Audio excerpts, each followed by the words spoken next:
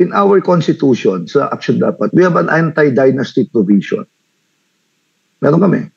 So, we have this way of, ang thinking namin is how to fix. Sa national kasi walang IRR walang implementing rules and guidelines to address the issue of dynasty.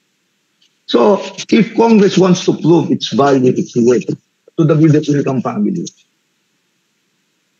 ipasa nyo yung IRR. Lagyan nyo ng IRR yung anti-dynasty provision.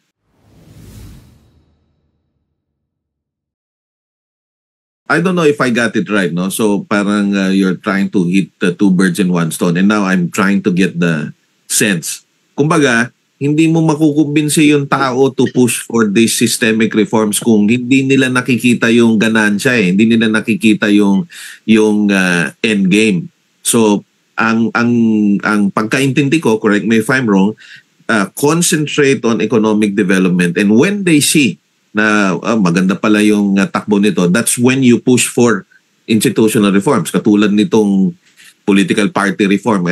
Political party reform na nga lang sinasabi ko dito, Manong, hindi ko na tinitingnan yung malaking political systemic reform. In our constitution, sa action dapat, we have an anti-dynasty provision. Meron kami. So, we have this way of, ang thinking namin is how to fix. Sa national kasi walang IRR walang implementing rules and guidelines to address the issue of dynasty. So, if Congress wants to prove its value, its worth to the middle income family,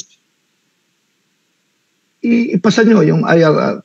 Lagyan nyo ng IRR yung anti-dynasty provision. Yun lang ang puruhan mo.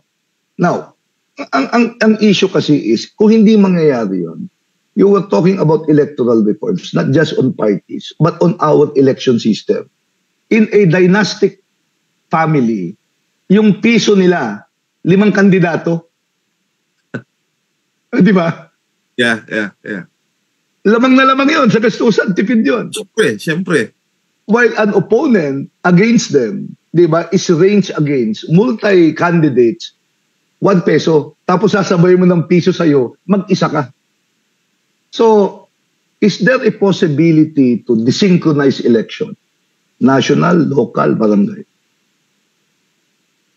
Kasi, pag hindi sabay-sabay yung national at local, iba yung decision process thinking ng tao. Di ba? Is that a way? Ang sagot palagi, magastos yan Okay, magastos kung magastos. At the expense of what? Of our democracy? In favor of political dynasties? We don't give equal opportunity to candidates who are good but cannot fight dynasties. That's right. Saan mo dudukutin itong when you want to dismantle dynasties in this country? Gusto mo nang ipagbawal? I don't think so. Pero kung aayusin mo the way we elect our leaders, baka posible. Let them sweat it out with the other candidates. Pag sinabay-sabay yung eleksyon, hindi sila pinapawisan I've read a lot of proposed bills on how to approach yung political reforms. It could be reform COMELEC, reform our political parties, reform our whatever. At the end of the day, what single methodology would change the nature of political parties at saka election? Election system mo, tingnan mo. Tingnan mo lang, pag-aralan mo, tingnan mo how this one single activity where everyone participates, can look at it from a different perspective. Elections must be great equalizers, must provide opportunities for good leaders to be elected. Under the dynasty practice, they never have chances.